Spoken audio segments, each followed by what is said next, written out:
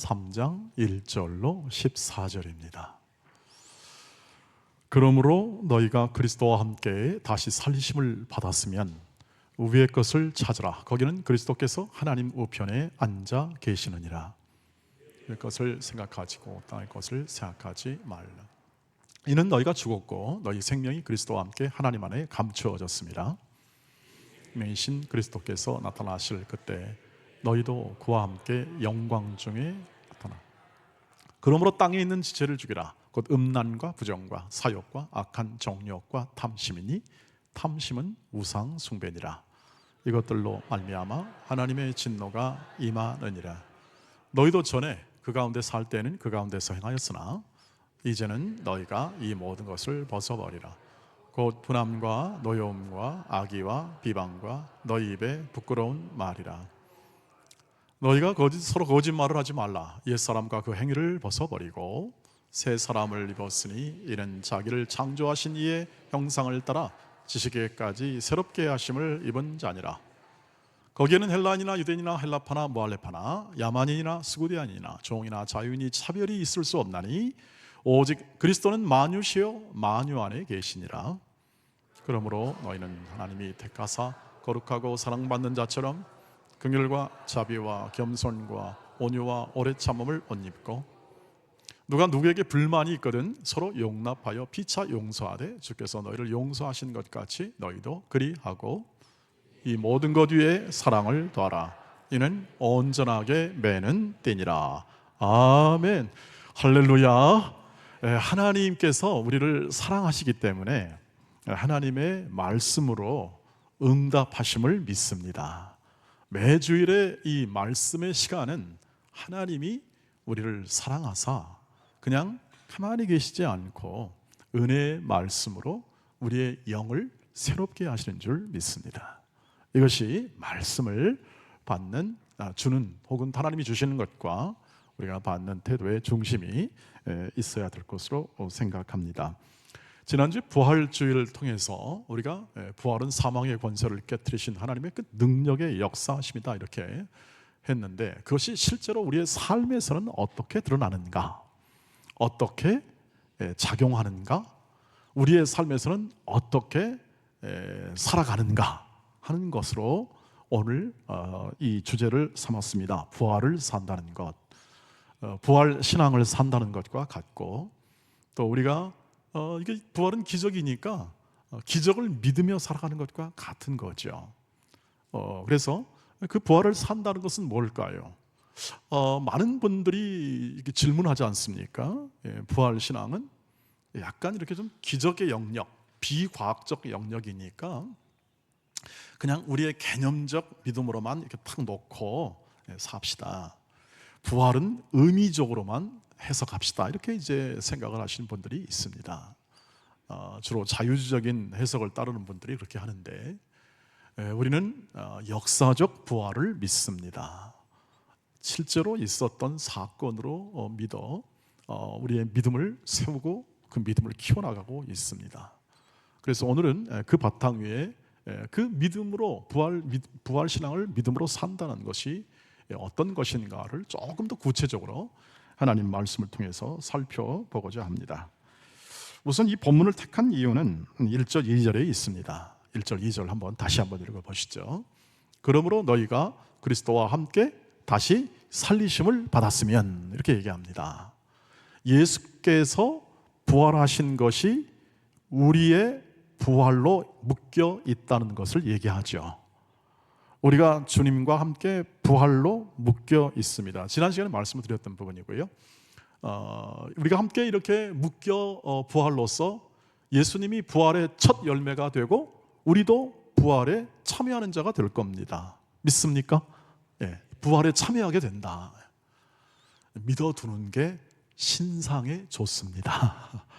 아니면 우리는 끝이죠. 우리는 사망의 경계를 넘지 못하고 사망의 이 죽음의 끝을 넘지 못하고 그냥 여기서 믿음 생활하다가 그냥 다 희망 없이 소망 없이 그냥 죽음을 맞이하게 될 겁니다. 그러나 우리에게는 현재 고난보다 장차 받을 영광, 그 부활의 영광을 말합니다. 그 영광, 비교할 수 없는 영광을 바라보는 소망을 가지기에 이 말씀이 우리의 말씀이 되는 줄 압니다. 내가 주님과 함께 다시 살리심을 받았습니다. 즉 부활 신앙을 가지게 되었습니다. 되시죠? 역사적 부활 신앙을 가지게 되었다면 바울이 말하는 바 이렇게 얘기합니다. 위의 것을 찾으라. 거기는 그리스도께서 하나님 우편에 앉아 계시느니라. 위의 것을 생각하고 땅의 것을 생각하지 말아라.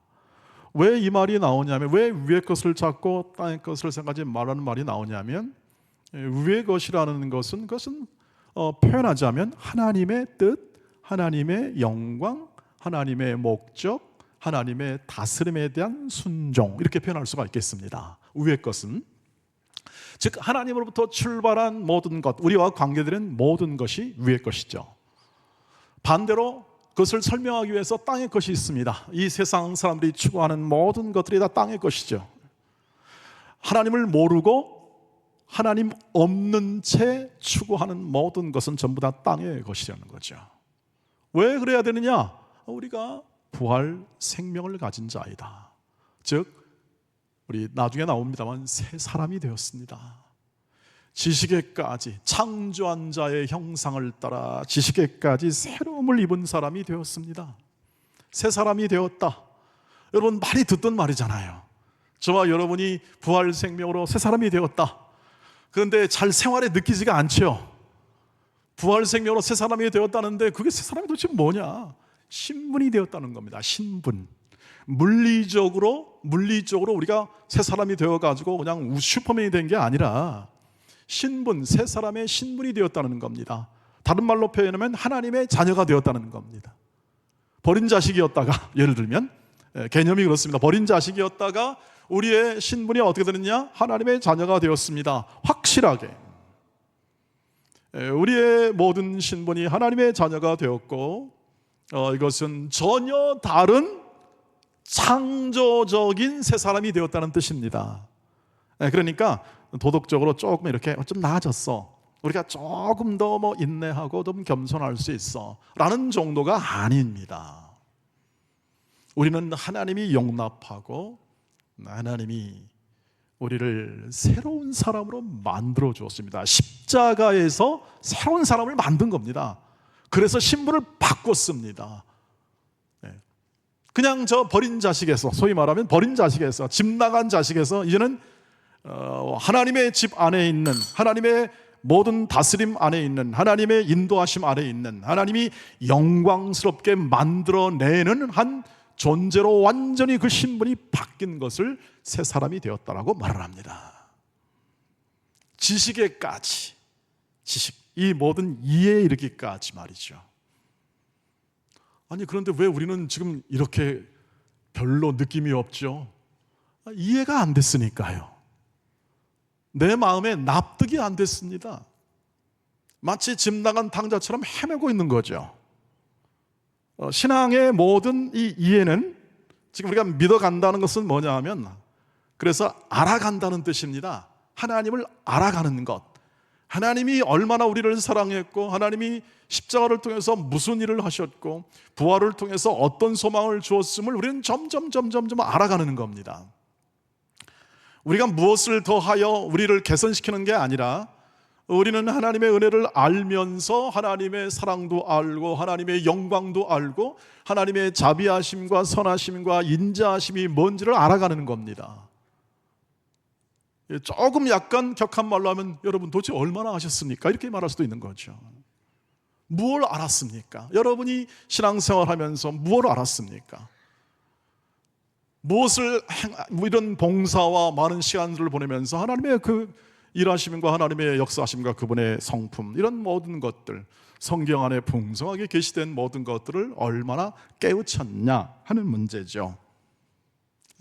알면 알수록 기가 막힌 것이죠.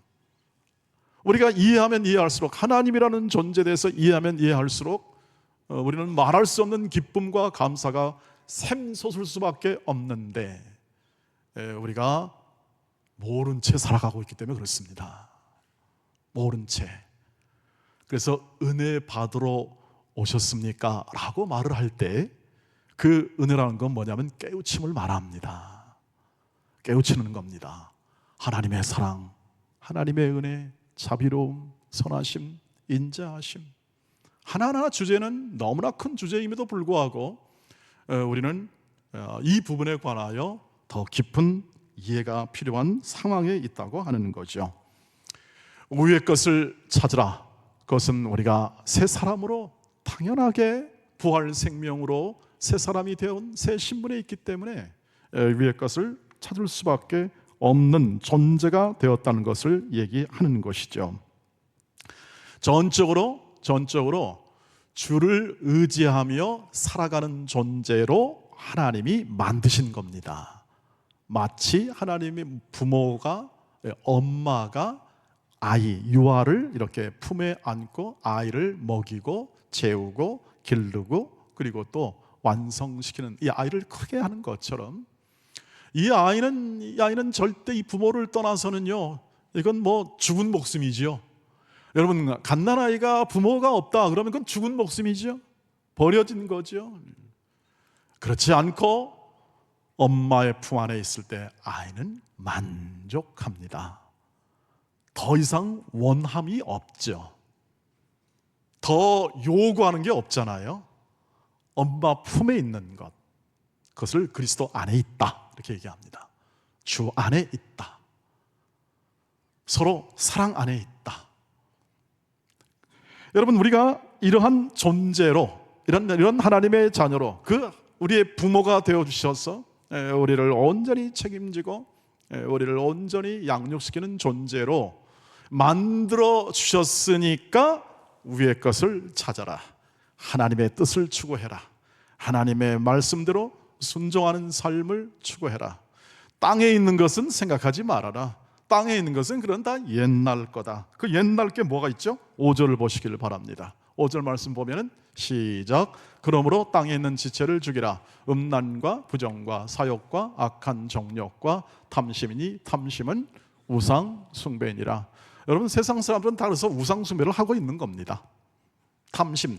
하나님이 없으면 탐심을 제거할 길이 없습니다.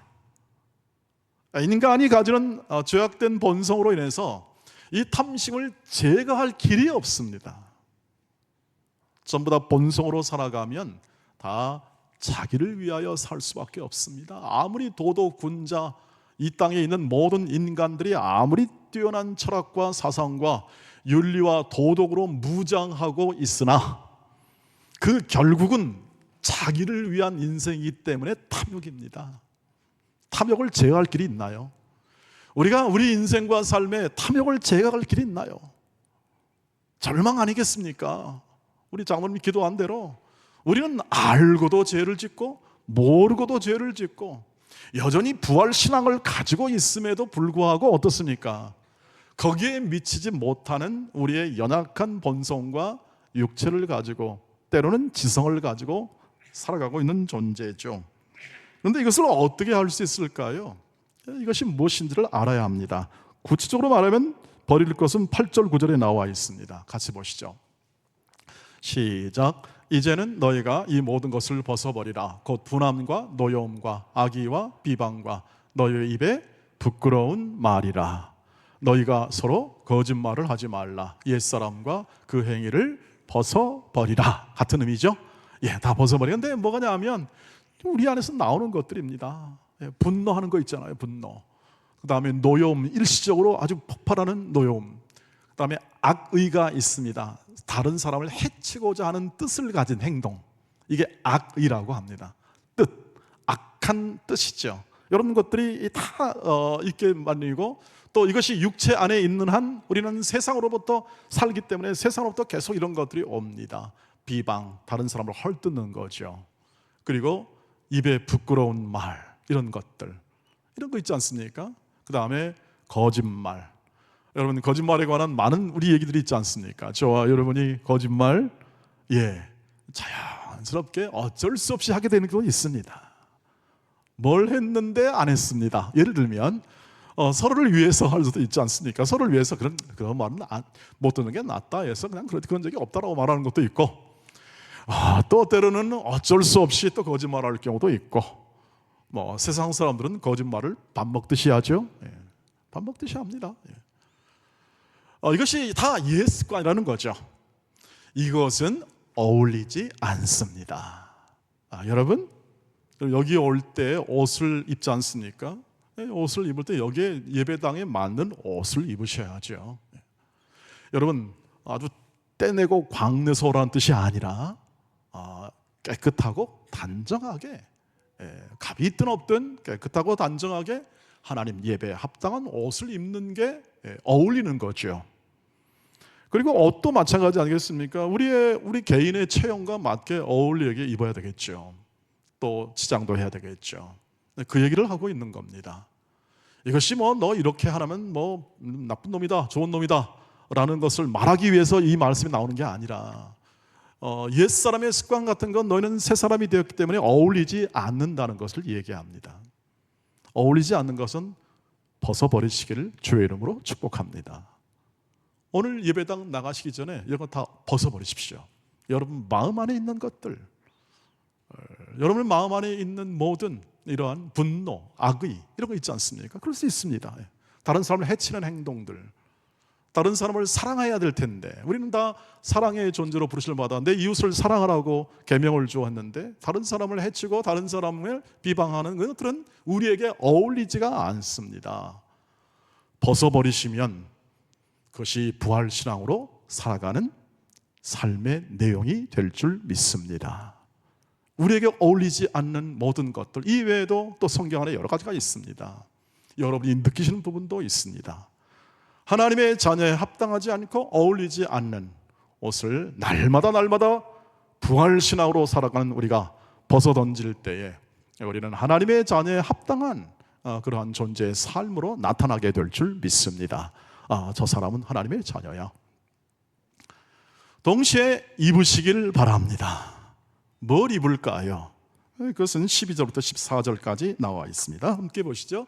시작. 그러므로 너희는 하나님이 택하사 거룩하고 사랑받는 자처럼 긍휼과 자비와 겸손과 온유와 오래 참음을 옷 입고, 누가 누구에게 불만이 있거든 서로 용납하여 피차 용서하되 그래서 너희를 용서하신 것 같이 너희도 그리하고 이 모든 것 위에 사랑을 더하라. 이는 온전하게 매는 띠니라. 사랑부터 먼저 말씀을 드리죠. 사랑이 이 모든 것을 온전하게 매는 띠라고 했습니다. 겸손을 겸손답게 만들고 온유함을 온유함답게 만드는 게 사랑이다. 사랑은 믿음, 소망, 사랑, 그 중에 제일은 사랑이다.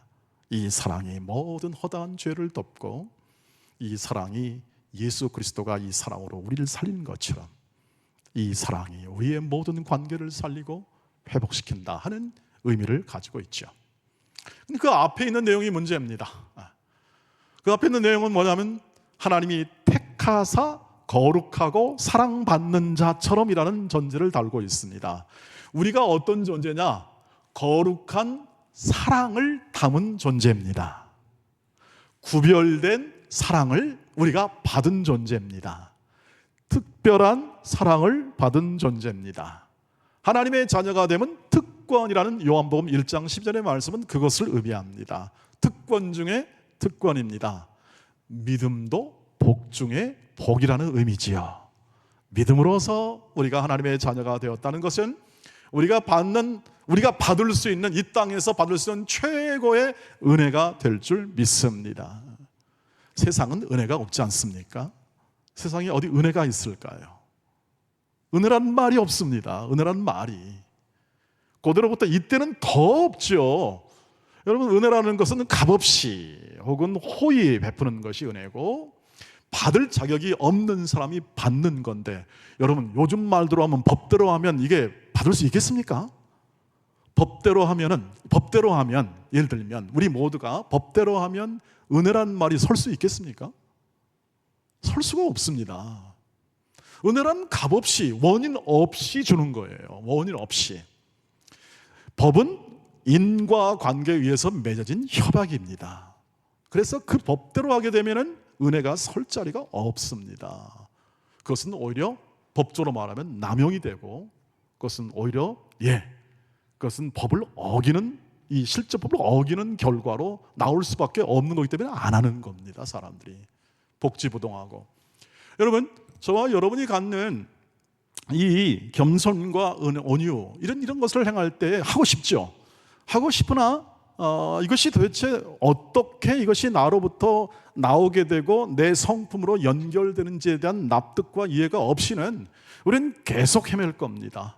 다시 말하면 내가 가진 겸손과 온유와 혹은 올바름과 의를 행한다는 이 개념이 성경으로부터 나오는 개념이 아니라 내가 쌓은 이 세상으로부터 나온 경험과 지식으로 싸우면 전부 다 한계에 부딪히게 맙니다. 무슨 말이냐면 우리가 이런 존재를 되자, 이런 겸손한 사람이 되고 온유한 사람이 되자 하고 운동을 일으키고 캐치프레이를 걸고 우리가 열심히 노력한 결과 여러분 어떻습니까? 제가 60대 중반을 살고 있고 이것을 위해서 일평생 노력해 왔습니다. 그런데 자신할 수가 없어요. 제 노력만으로는 자신할 수가 없어요. 여기서 우리가 함께 이해하는 것이죠. 우리가 일평생을 산든 우리가 얼마나 이것을 쌓아갈 수가 있을까? 저 히말라야에 가서 이렇게 수도하는 사람들 있잖아요. 이런 사람이면 그럼 완벽할까? 이런 겸손과 온유에서 완벽할까? 아니죠. 겸손과 온유라는 이런 단어, 사랑이라는 모든 단어는 관계적 용어이기 때문에 절대 홀로서는 설 수가 없는 겁니다. 홀로 있는데 겸손이 뭔지를 어떻게 누가 판별할 수 있겠습니까? 관계입니다. 관계. 우리가 먼저 이 겸손과 온유를 행하자, 옷을 입자라고 말할 때 이해해야 하는 것은 뭐냐면 이것이 전부 다 그리스도의 관계에서 나오는 용어가 되어야 합니다. 그리스도께서 주신 겸손을 이해해야 합니다. 예수께서 보여주신 겸손이 뭔가. 빌립보서 2장 가보면 예수의 겸손은 뭐냐면 바로 이것입니다. 네, 하늘 보좌를 버리시고 친히 자신을 낮추어 그 능력과 권세로 충분히 하실 수 있는 분이십니다. 그러나 자신을 종과 같이 낮추어 상대를 높이는 겁니다. 상대를 존귀하게 하는 겁니다. 상대를 세우는 게 겸손입니다. 아니, 나는 이 정도, 나는 별 못해요. 나는 뭐 이렇게 빼면서 하는 것이 이 세상이 말하는 겸손이 맞습니다. 그것도 좋은 태도인 것은 맞습니다. 그런데 지금 하고자 하는 건 뭐냐면 여기 예수님의 사랑을 용서 받은 것처럼 용서라는 말이 나왔듯이 우리가 예수님께 받은 대로 그대로 살아라 이 뜻이죠. 예수님의 성품을 닮아 그대로 살아가는, 표현하는 것이 바로 온유와 겸손과 용납이라는 거죠. 예수께서 용납한 것처럼 죄인 되고 원수 되고 심지어 자기를 모욕하고 자기를 핍박하는 자들을 위하여 어떻게 합니까? 겸손하게 십자가를 졌던 것처럼. 그것이 겸손입니다. 온유가 뭘까요? 온유는 하나님의 이 의의 통치, 하나님의 의의 사랑의 통치를 전적으로 순종할 때 우리 안에 형성될 수 있는 게 바로 온유입니다. 우리는 온유할 수가 없는 게, 이 세상은 온유할 수 없는 게 불만이 많아요. 불만이. 왜 불만이 많을까요? 대답을 할 수가 없습니다. 왜? 나도 불만스러우니까. 우리 불만스럽지 않습니까? 세상이 다 채울 수가 없어요. 우리를 만족시킬 수가 없는 겁니다. 세상이 우리를 만족시킬 수 없어서 불만입니다. 내 뜻대로 내 마음의 원을 다 누가 만족시킬 수 있겠습니까? 진짜 우리를 만족시킬 수 있는 분은 하나님밖에 없잖아요. 세상에 대한 불만 혹은 또는 삶에 대한 이 불만이 팽배합니다. 왜냐하면 내 원대로 안 됐기 때문에, 내가 소망하는 대로 안 됐기 때문에. 그래서 어떻게 생각합니까? 하나님의 의의 통치나 하나님의 사랑의 통치를 마음으로 받기가 어렵습니다. 마음이 어려우니까 이 마음이 채워지지 않으니까 어떻습니까? 온유할 수가 없는 거죠. 다른 사람을 세상은 경쟁으로 바라봅니다. 다른 사람을 싸워내어 이겨낼 존재로 바라봅니다. 예수님은 그렇게 바라보지 않았습니다. 예수님은 사랑하라고 하십니다. 싸워 이길 존재가 아니라 사랑의 대상으로 보라고 합니다. 납득이 안 가죠. 내가 왜 그들을 사랑해야 되는지를 이해할 수가 없습니다. 여러분, 사랑하지 않으면 설 수가 없는 존재들이기 때문에 그렇습니다. 우리 모든 긍휼히 여기지 않으면 누가 설 수 있겠습니까? 서로 긍휼과 자비로움으로 대하지 않는다면 누가 이 땅에서 살아갈 수가 있겠습니까? 그냥 다 물고 물리면서 싸우다가 헛되이 다 싸울 수밖에 없죠. 그러나 하나님이 이 땅을 사랑하시고 이 세상을 사랑하시고 우리 말하듯이 대한민국을 사랑하시고 우리를 사랑하십니다. 그래서 만족할 만한 사랑을 우리에게 부어주십니다. 그게 사랑의 통치입니다. 그 사랑의 통치를 순종하게 될 때 내 마음에 온유함이 생깁니다. 그래라, 핍박해라, 해라. 그래도 용서할 수 있는 힘이 거기서 나오게 되는 거죠. 우리가 아니라 부활의 영, 성령이 우리 안에서 만들어내는 겁니다. 생생하게 만들어내죠. 그래서 사랑의 열매라는 게 나오죠. 성령의 열매가 갈라디아서 5장 21절 23절에 나옵니다. 열매가 나오는 이유는 뭐냐면 그것이 뿌려지고 자라고 열매 맺는 과정이 있다는 것을 전제로 하는 것입니다. 우리의 겸손과 온유와 그리고 우리의 모든 사랑의 행위, 오래 참고 온유하며 시기하지 아니하며 진리를 기뻐하고 바라며 견디며 사는 생애와 그 삶을 통하여 우리 안에 겸손과 온유가 성격으로 이 성품으로 인격으로 형성이 되는 겁니다. 그러니까 삶은 연속적으로 고난일 수밖에 없는 거죠. 주님이 십자가를 지고 그 겸손을 드러냈던 것처럼 우리도 비록 우리의 작은 존재지만 믿음을 가지고 주님이 주신 생애 속에서 그 삶을 살기를 원합니다. 부활 신앙으로 주님이 이미 역전의 기회를 이미 약속받았으니까 내 인생과 내 삶에서 이렇게 내가 비록 손해보고 힘든 부분이 있을지라도 이 모든 것을 통하여 합력하여 선을 만들어내실 줄 믿습니다.